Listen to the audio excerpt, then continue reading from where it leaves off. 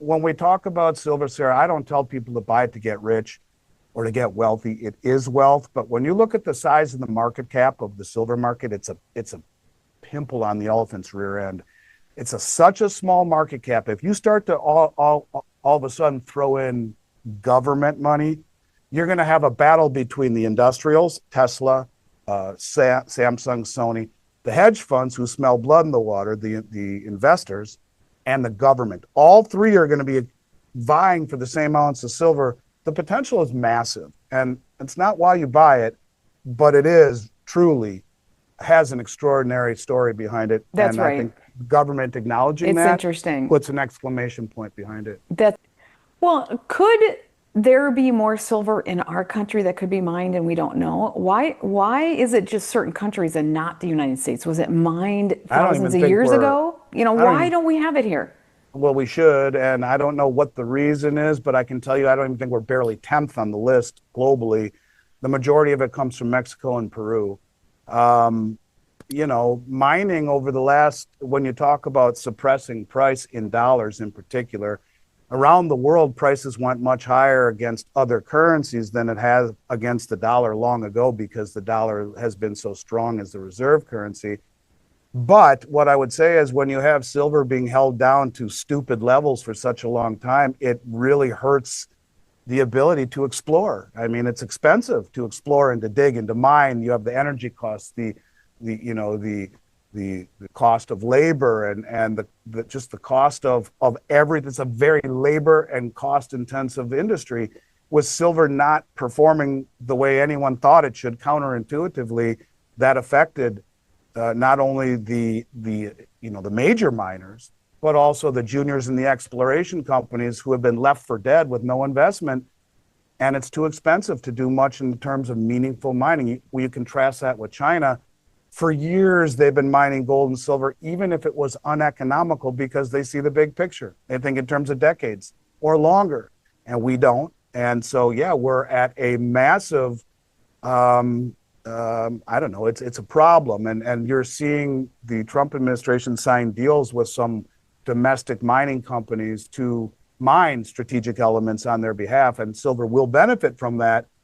But it's too bad that the ambition of maybe the military industrial complex, I would argue, to hold down the price has dramatically affected the ability for exploration and junior mining companies to look for silver. Sure, I mean, you could make the same statement about uranium and all of these critical minerals that have really, due to regulations and restrictions and mostly the restrictions on the environment, a lot of this has expanded to other parts of the world, South America and South Africa and other countries that have exploited their reserves. Many of the arguments that we see coming from that side of the aisle lack logic. And it's at some point you have to think about national security, and when you realize that the U.S. literally imports almost all of its silver, yet it is needed in so many respects, it's about time that they reclassified it a critical mineral. It should have been done a long time ago. And the folks in Canada tried to call it strategic about 2 years ago to have it reclassified, and it is. And that's, it's funny because a lot of the things that I've been talking about for a long time, gold and silver, which are really the opposite of the dollar, are now being quietly embraced by the U.S. government, and both gold and silver are kind of no longer contrarian as much as they once were. Now, maybe for the mainstream it still is, but the government is looking at gold and silver as far more than archaic relics from the past. In fact, I think they are looking at gold to be part of the monetary system and looking at silver as strategic and critical as it really truly is, especially in a world that is digital. You talk about transmission of energy. It transmits civilization. Without silver, you do not have the ability to have the infrastructure that is needed to be a growing, thriving civilization. It's really important, and I think it's someone tapped Trump on the shoulder and said it's about time that we do this for this country, and I'm thankful for that. And what they've done is make it a matter of national security and national policy. They put a floor under the price of silver. I do believe that. And then you look at the largest refiner in the world, China, saying, well, we're not going to export very much anymore. It's becoming a battle. Then you look at the supplies on the London Metals Exchange, the LBMA, that are literally being bled dry. We've talked about extensively. Yeah, things are going to get interesting. And when we talk about silver, Sarah, I don't tell people to buy it to get rich or to get wealthy. It is wealth. But when you look at the size of the market cap of the silver market, it's a pimple on the elephant's rear end.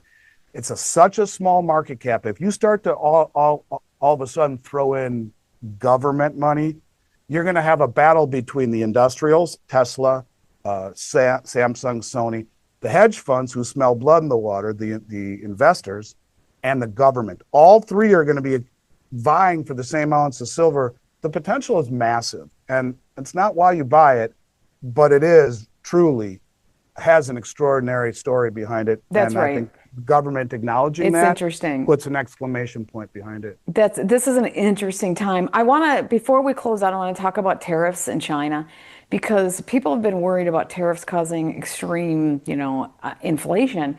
But from what I'm reading and seeing is that instead of digging their heels in and using the Chinese manufacturers, a lot of people are shifting to other countries like Vietnam and elsewhere to get their product so that they're not affected by these tariffs.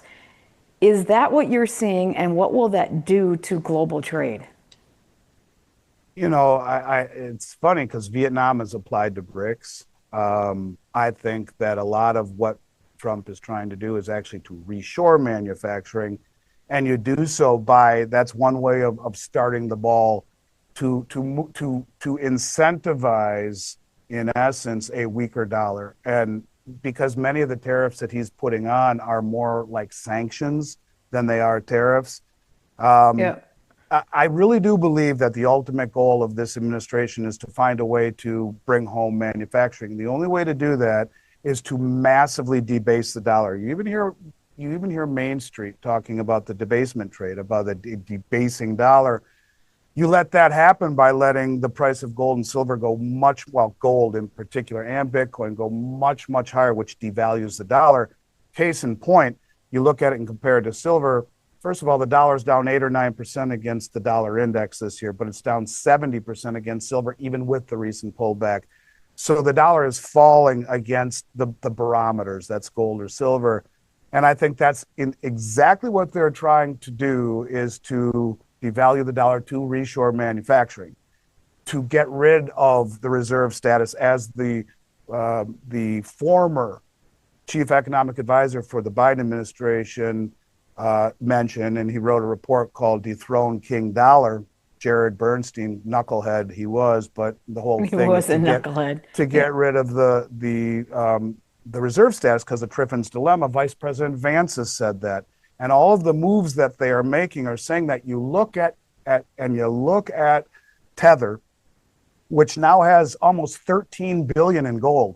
And they were at the Beaver Creek Mining Summit, and their CEO of USA Tether, which is a Genius Act compliant stablecoin, is Bo Hines. He was the crypto czar for Trump through August, and they're buying up copious amounts of gold. They are becoming a massive player in it because every stablecoin backed by U.S. Treasury lowers interest rates for the government, provides the synthetic energy to run the government, but that interest is not transferable. So they're taking it and buying gold and Bitcoin. And I think that was the deal that was kind of wink, wink, made, where you continue to buy gold as a major player, almost a central bank player, to push the price of the dollar or the interest rates down. But the rising gold price devalues the dollar, which helps you then reshore manufacturing. And as we've talked about before, just to hammer it home again, Judy Shelton, Trump's nominee to run the Fed last time, says, no, they're going to peg the back end of the bond market July 4th next year. Trump told me that multiple times. She says, now you have a 20-year Treasury redeemable in gold with zero interest rates attached to it. No coupon, redeemability in gold. You can bring back manufacturing at a zero upfront cost, sell the product into a massively devalued dollar. What all of this means is that if you save in dollars, you're screwed. You do not want to save in dollars. And this is a prime example this year where silver, with its recent pullback, although it's right back up to 53 bucks in the futures, 53.20 right now. It's right back to where it was.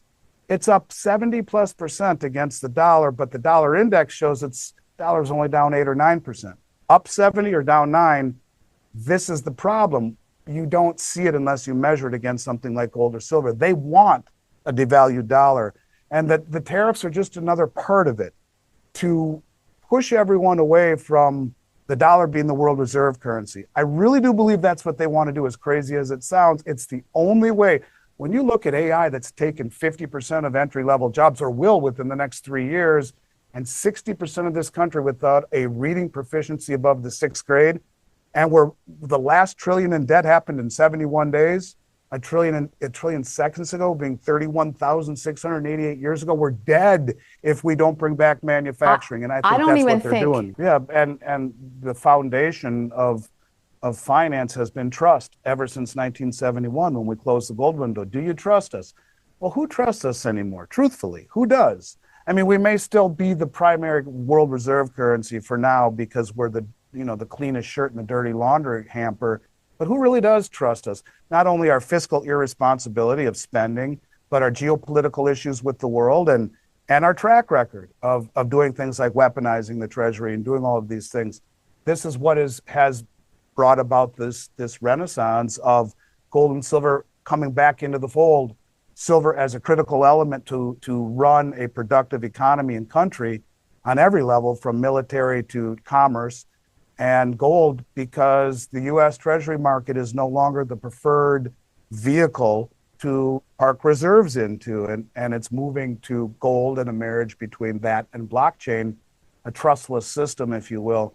I think it's starting to accelerate. You're right, it is being more acknowledged, not only by people like us, but now you're beginning to see it at the highest levels of government and of central banks and commercial banks, and even on down to a level of sophistication where you're talking family offices and big money is starting to get it, that because of this K-shaped economy where the rich are getting richer and the poor are getting poorer because of the inflation and the cost of living, something has to be done, or this country is going to float into quasi third world status if we don't. And I know that sounds dramatic, but the people who have assets are getting richer by the moment, and the people who don't are finding a harder time just making ends meet. And that is not what this country is about. We need to bring back what made this country great, and that is the middle class, a vibrant one that is being decimated as we speak.